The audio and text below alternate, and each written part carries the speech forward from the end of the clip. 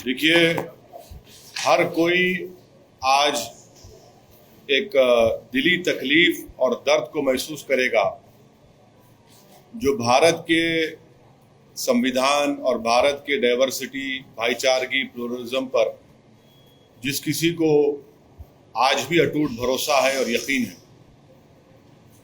आज का ये फैसला सीबीआई कोर्ट का भारत की अदालत की तारीख का एक काला दिन है।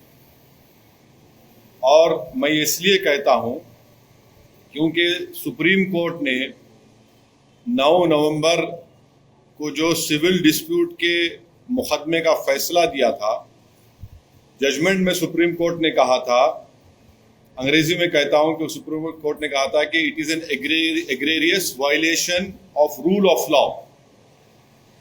और सुप्रीम कोर्ट ने यह भी कहा था कि ये calculated act of destroying a public place of worship. अब मैं ये समझने से कासिर हूं कि अगर सुप्रीम कोर्ट ये कहता है कि egregious violation of rule of law, तो क्या कोई जादू से मस्जिद को शहीद कर दिया गया था 6 दिसंबर को? क्या कोई जादू से वहां पर 28 और 29 दिसंबर की रात 49 में मूर्तियां रखी गई थी? क्या कोई जादू से उसके ताले खोले गए थे जब राजीव गांधी प्राइम मिनिस्टर थे? इसीलिए मैं ये कहता हूं कि सुप्रीम कोर्ट ने जो बात कही उसके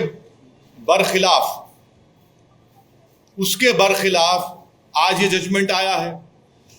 और ये मैं कहने पर मजबूर हूं कि violence page for you politically. अगर आप वायलेंस करेंगे तो आपको मिल जाएगा, क्योंकि आप अंदाजा लगाइए कि अडवाणी की रथ यात्रा जहां कहीं भी भारत में गई, वहां पर खूनरेजी हुई, मासूम लोगों का कत्ल हुआ, जायदादें जलाई गई, खानदान उजड़ गए, बर्बाद हुए। और आज ये फैसला आता है सीबीआई कोर्ट का जिसमें कहते हैं कि वो स्पॉन्टेनियस नहीं था। तो हम ये जानना चाहते हैं कि भाई साहब, ये कितने दिन, कितने महीने लगेंगे प्रिपरेशन के लिए ताकि वो स्पॉन्टेनियस ना हो? आप बताइए ना, कितने दिन, कितने महीने लगेंगे स्पॉन्टेनियस ना हो? क्या ये बात सच नहीं है कि उमा भारती ने कहा था कि एक धक्का और दो, बाबरी मस्जिद तोड़ दो? क्या दुनिया ने नहीं देखा कि जब बाबरी मस्जिद शहीद हो रही थी तो मिठाइयां बांटे जा रहे थे? अडवाणी, मुरली मनोहर जोशी, उमा भारती, ये सब लोग तो मिठाई खा रहे थे, खुशियां मना रहे थे। कैसा ये फैसले पे आ जाती है आप? आखिर पैगाम क्या देना चाह रहे आप? पैगाम क्या देना चाह रहे? पैगाम यही मिल रहा है कि वायलेंस पेज, मास वायलेंस पेज। आप अंदाजा लगाइए कि 1950 से अब तक इस मसले में मुसलमानों को इंसाफ नहीं हुआ, और आज ये फैसला आता है 28 साल के बाद। हम आज भी कह रहे हैं, अगर ये मस्जिद नहीं शहीद होती तो क्या 9 नवंबर का सुप्रीम कोर्ट का फैसला आता था? सारी दुनिया ने देखा कि जो लोग शाम में खड़े होकर स्पीचेस दे रहे थे, लोगों को उकसा रहे थे, उनकी मौजूदगी में क्या यह बात सच नहीं है कि सीबीआई की चार्जशीट में एक विटनेस ने कहा कि कल्याण सिंह, उस वक्त के चीफ मिनिस्टर, ने कहा कि रोक कंस्ट्रक्शन पर है, डिस्ट्रक्शन पर नहीं है? वो भी आप नहीं मानेंगे उसको? क्या सीबीआई की चार्जशीट में यह नहीं कहा गया था कि 5 दिसंबर की रात अडवाणी ने विनय कटियार के घर में साजिश रचाई? क्या यह बात सच नहीं है कि अडवाणी ने कल्याण सिंह को कहा कि उस वक्त तक आप रिजाइन मत करिए जब तक कि मस्जिद डिमोलिश नहीं हो जाती, ताकि गवर्नमेंट का डिसमिसल ना हो? क्या बीजेपी की सरकार उस वक्त की जाकर सुप्रीम कोर्ट को वादा नहीं किया था कि हम मस्जिद को बचाएंगे?